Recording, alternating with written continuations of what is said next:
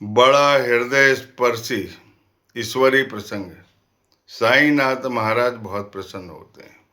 जहाँ संतों का चरित्र साईनाथ महाराज को सुनाया जाता है, उनकी प्रसन्नता का कोई ठिकाना नहीं रहता। वो बहुत प्रफुल्लित होते हैं और इस प्रसन्नता को मैं आपके द्वार तक पहुंचा रहा हूँ, आपके हृदय तक पहुंचा रहा हूँ। ये प्रसन्नता आपके सारे संकट का निवारण करेगी। एक नाथ चरित चल रहा है और एक नाथ चरित में भानुदास का प्रसंग आया था। मैंने भाग 1 और उसका सारांश भी समझाया, भाग 2 का पठन किया।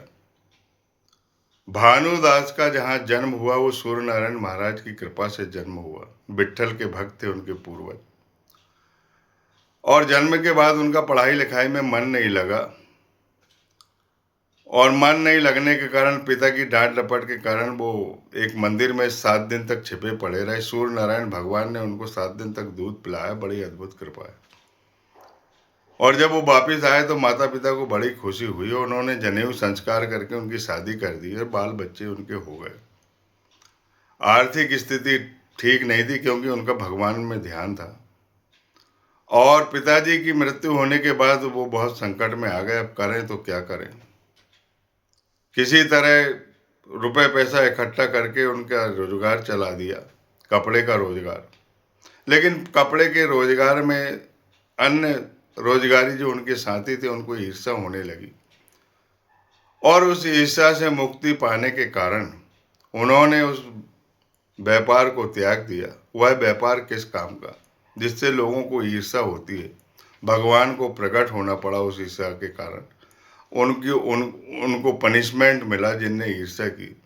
तो सब ये मेरे कारण हुआ, इसीलिए उन्होंने ये छोड़ दिया और ईश्वर भक्ति में लग गए। स्थिति बहुत दयनीय होने लगी।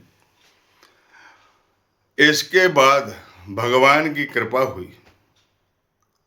भगवान की कृपा ऐसी हुई कि पंढरपुर में भगवान पंडरीनाथ महाराज पुंडलिक की कृपा से, महाराज पुंडलिक की भक्ति से, माता पिता की जो भक्ति की पराकाष्ठा थी, माता पिता की जो अनन्य भाव से भक्ति थी, उस भक्ति को की प्रसन्नता में स्वयं कृष्ण भगवान वहाँ रुक गए और उन्होंने आशीर्वाद दिया कि मैं अनेक युगों तक, 27 युगों तक यहाँ पर खड़ा रहूँगा। मांगो क्या मांगते हो। उन्होंने जो वरदान मांगा कि सबका कल्याण करो, जिस तत्परता के साथ खड़े हो, जैसी तुम्हारी स्थिति है, सबका कल्याण करो, ऐसा वरदान उन्होंने मांग लिया। और उनकी बड़ी भक्ति भाव से पूजा होने लगी, लेकिन लोगों का कल्याण भी होने लगा, प्रेम बढ़ने लगा, भक्ति भाव बढ़ने लगे। और एक समय ऐसा आया कि अनागोदी राज्य के राजा कृष्ण राय, जो बड़े धार्मिक थे, बड़े सात्विक थे, हिंदुओं के रक्षक थे, मंदिर बनवाए, अस्पताल बनाए, बहुत से धार्मिक जगह का धार्मिक शिलान्यास करवाए, और जमीन का विस्तार किया, और प्रजा की हमेशा देखरेख करते थे। वो हमेशा प्रजा का कहना मानते थे।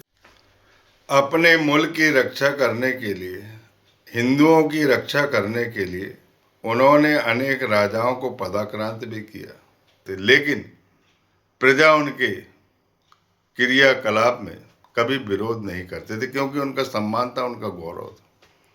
वे पंढरपुर गए और उन्हें पंडरीनाथ महाराज की मूर्ति पसंद आई, उन भक्ति भाव पसंद आया, उनका श्रृंगार पसंद आया। उन्होंने सोचा कि यह मूर्ति जो है वो राजमहल में होना चाहिए, और उन्होंने उस मूर्ति को बड़े विशेष ढंग से उठाकर बड़े सम्मानजनक स्थिति से अपने राज्य में ले गया और राजमहल में स्थापित कर दी।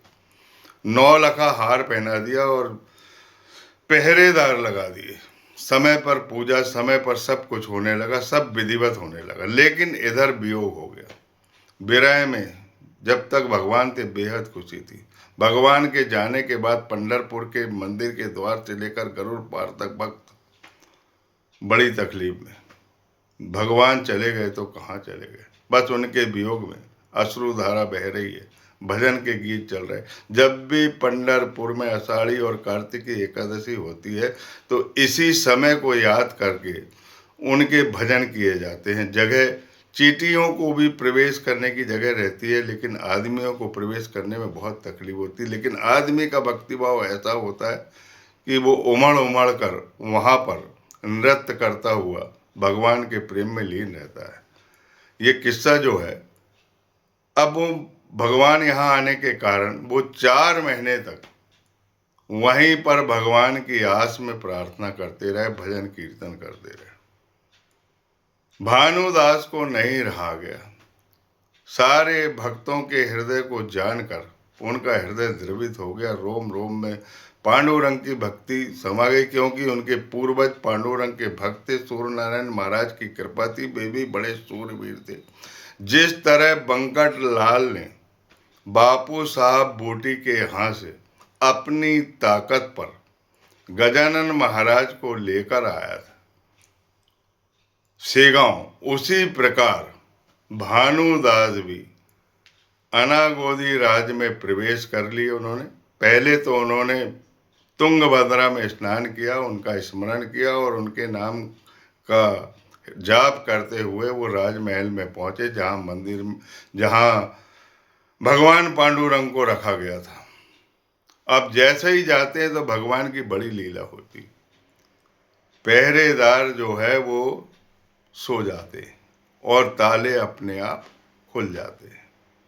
जैसा भगवान कृष्ण के जन्म में मथुरा में हुआ था, वही किस्सा पंढरपुर के पंढरीनाथ जब अनागोदी राज के राजमहल में थे और बड़ी पाबंदी थी, बड़े सिपाही लगे थे, वहाँ पर भी यही किस्सा हुआ। ताले खुल गए और भानुदास ने मंदिर में जाकर भगवान के चरणों को प्रेमाश्रु से नहलाया और बताया कि 4 माह से पंढरपुर में भक्त आपके विरह में व्यथित हैं, दुखी हैं, आपके भजन गा रहे हैं। उनके भगवान चले गए, यानी देव है नहीं। देव सेवनी 11 के नाम से प्रसिद्ध, जिस दिन अनागोदी में लाए हैं राजा कृष्ण राय ने मूर्ति उठा के, वो आषाढ़ी एकादशी, यानी देव चले गए यानी देव नहीं रहे, यानी देव सो गए। देव सेवनी के नाम से वह दिन प्रसिद्ध हुआ, इसलिए आषाढ़ी एकादशी प्रसिद्ध है। और इसके बाद जब वो प्रार्थना कर रहे थे, चरणों में वो गिरे हुए थे, तो 9 लखा हार गिरकर उनके गले में आ जाता है। वो उनको अपना उपहार समझकर बाहर निकल जाते हैं। तब तक के जो सिपाही थे, जो चाक चौबंद व्यवस्था रखते थे, जिनको रखा गया था सुरक्षा के लिए, वो तब भी सोए रहते। और जैसे ही भानुदास गले में हार पहने उस राजमहल से, राजप्रसाद से निकलते हैं, तो दरवाजे खुले रहते हैं और जो पहरेदार रहते हैं वो प्रगाढ़ निद्रा में रहते हैं। और वो हार पहनकर वो ये समझते हैं कि भगवान प्रसन्न हो गए, उन्होंने प्रसन्नता से ये हार दे दिया और ये हार लेके मैं जाऊंगा और सब भक्तों को बताऊंगा पंढरपुर में जाके कि इस हार को स्वयं विट्ठल भगवान ने तुम्हारे प्रेम के कारण दिया है। ऐसा सोचकर वो निकल जाते हैं और तुंगभद्रा जाकर एक पत्थर पर उस हार को रख देते हैं और स्नान करते हैं। इधर निरीक्षण में राजा साहब निकलते हैं और सबसे पहले तो वो राजमहल में जाते हैं भगवान के पास, विट्ठल के पास। विट्ठल के दर्शन करके ही वो पूरा काम करते थे, क्योंकि वो भी बहुत धार्मिक थे। धार्मिक भाव के कारण ही उन्होंने लाया था। उन्होंने ये नहीं जाना था कि पंढरपुर में भक्तों को इतना दुख होगा करके। अगर वो इस दुख को जान जाते तो वो उस विट्ठल की मूर्ति को नहीं लाते, लेकिन उन्हें लग रहा था कि सब मेरी खुशी में प्रजा भी खुश है, इस कारण उन्होंने इस मूर्ति को यहाँ ले आए थे। पर वो अचानक गुस्सा हो गए कि 9 लखा हार कहाँ चला गया। पहरेदार जैसे कि वैसे जागृत थे, ताला जैसे कि वैसे बंद था और अंदर से 9 लखा हार गायब था। तो सबके मन में ये आया कि 9 लखा हार गया तो कैसे गया। इतने पहरेदार लगे रहने के बाद भी, मंदिर से 9 लखा हार चले जाने के बाद, राजा कृष्ण राय अत्यंत क्रोधित हो गया कि मेरे राज्य में आकर किसने ऐसी धृष्टता की है, किसने इतनी बड़ी चोरी की, कितना इतनी चाक चौबंद व्यवस्था होने के बाद भी ये हार कैसा चला गया। सब पर बहुत क्रोधित हुए और जाओ ढूंढ के लाओ, कैसे भी 9 लखा लेके आओ, नहीं तो तुम्हें दंड दिया जाएगा। और वो 9 लखा ढूंढने के लिए चले गए। तुंगभद्रा के पत्थर पर वो 9 लखा चमकता हुआ हार उन्हें दिखाई दिया और वो 9 लखा हार के पास पहुंच गए और भानुदास को बंदी बना लिया और राजा साहब के सामने पेश कर दिए। राजा साहब ने आज्ञा दे दी कि सूली पर चढ़ा दो। और जैसे ही सूली के पास गए तो भानुदास के प्रेम आंसू अविरल बहने लगे। आप भक्त प्रहलाद के लिए प्रकट हुए, आपने क्या नहीं किया। पत्थर से आपने स्त्री बना दिया। मुझ पर कृपा करो, और मुझ पर कृपा करो या ना करो, उन पर कृपा कर दो जो तुम्हारे लिए 4 महीने से व्याकुल है, बिना भोजन के, बिना अन्न के, जो कुछ मिल जाता खाते खाते वही सोते और अपने भगवान के विरह में भजन करते। उनकी मनोकामना पूर्ण कर दो। जैसे ही प्रार्थना भगवान के पास पहुंची, भगवान ने उस सूली को, जिस पर सूली पर चढ़ाया जाना था, राजा की आज्ञा हो रही थी कि सूली पर इसे चढ़ा दिया जाए, उसको बंदी बना के लाए सूली पर चढ़ाने के लिए। तब सूली के सामने उनने प्रार्थना की, जो प्रार्थना मैंने कहा वही प्रार्थना की। उनके आंखों की अश्रुधारा बह रही थी, जो सूली के, जहां सूली लगी थी वहां उनके आंसू गिरे। तब वो सूली में पेड़ में परिवर्तित हो गई और सूली जो है एक वृक्ष बन गई। राजा साहब को जैसे ही खबर लगी तो उन्होंने सोचा कि ये बड़ा चमत्कार है, ये पांडुरंग का चमत्कार है। और इस चमत्कार को उन्होंने, उनका अंतःकरण द्रवित हुआ, मन परिवर्तित हुआ, भानुदास को बुलाया, उनका पूजन करवाया और गांव में पालकी निकाली और पंढरीनाथ को बड़ा सजा धजा के विमान पर बैठा के, रथ पर बैठा के, पालकी, घोड़ा, जय जय राम कृष्ण हरि की गूंज से लेकर वो उसको पंढरपुर पहुंचा। और जिस दिन ये पालकी पंढरपुर पहुंचे वो कार्तिकी 11 थी, कार्तिकी एकादशी थी। आषाढ़ी एकादशी के दिन भगवान चले गए तो देव क्यों नहीं, देव चले गए, कहाँ गए। और कार्तिकी एकादशी के दिन देव जागृत हो गए, यानी देव उठ गए। तो महाराष्ट्र में देव सोनी और देव उठनी का इस प्रकार महत्व है। जो देव उठनी और देव सैनी का महत्व समझता है वह पंढरी की यात्रा करता है, और जो पंढरी की यात्रा करता है उस यात्रा का वर्णन अपने सदगुरु के पास करता है। साईनाथ महाराज के गुरु, साईनाथ महाराज की जो प्रसन्नता का मेन कारण ये है कि उनके पास संतों का चरित्र कहो।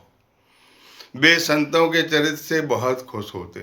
अपने पूर्वजों की कथाएं सुनाया करो, पौराणिक कथाएं सुनाया करो, शिक्षाप्रद कथाएं सुनाया करो, दामाजी पंत की कथाएं सुनाया करो, कभी ज्ञानेश्वर, कभी एकनाथ, कभी नामदेव, कभी तुकाराम, कुछ भी चर्चाएं सुनाया करो।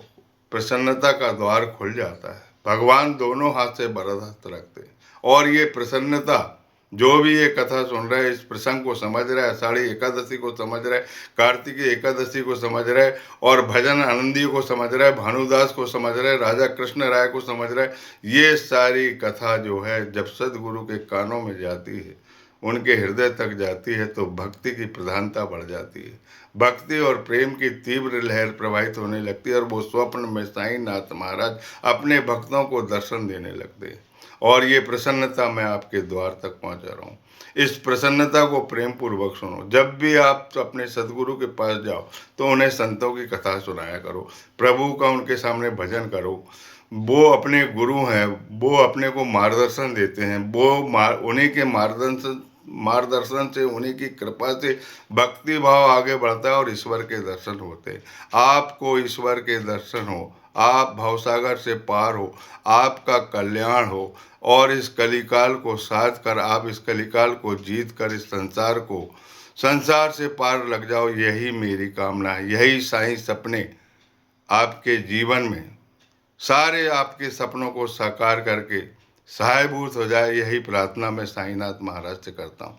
बोलिए सच्चिदानंद सद्गुरु साईनाथ महाराज की जय।